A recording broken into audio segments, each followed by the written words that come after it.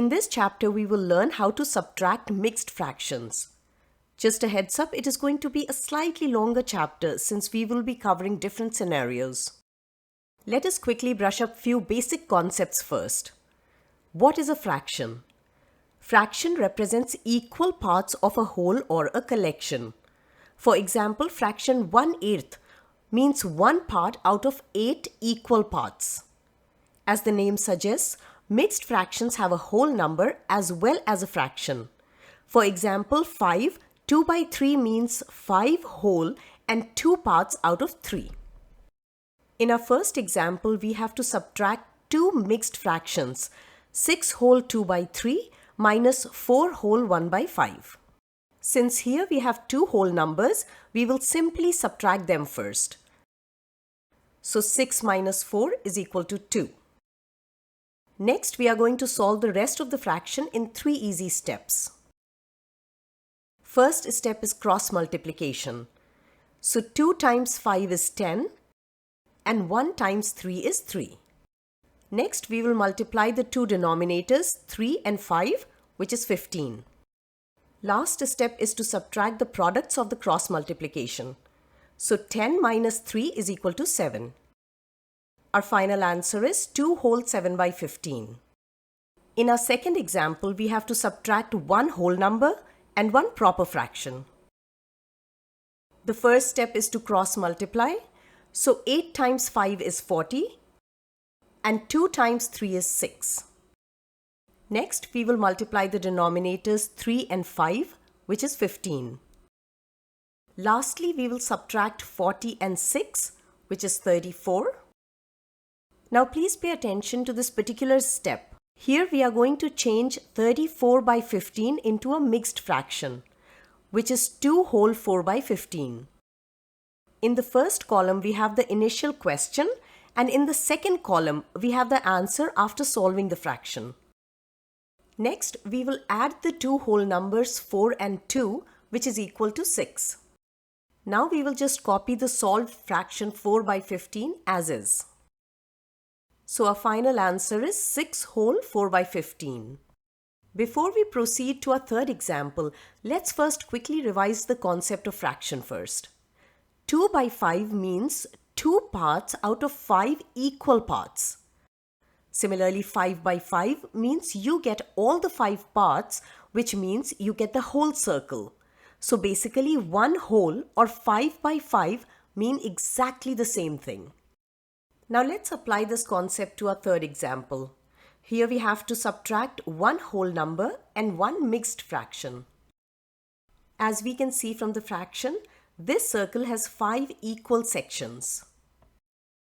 Next, we will change the whole number 8 to a mixed fraction, and I will show you how.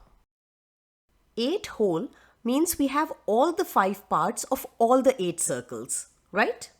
Now what if we express the same thing in fraction? So first we will take 7 whole circles. Next, we will write the last whole number as a fraction. So instead of writing 1, we will write 5 by 5. Now we can either say 8 whole or 7 whole 5 by 5. They both mean the same. So now we have to subtract two mixed fractions, which we can solve mentally in less than 5 seconds. We will first subtract the whole numbers 7 and 3. So 7 minus 3 is equal to 4. Next, we will subtract the numerators 5 and 2. 5 minus 2 is equal to 3.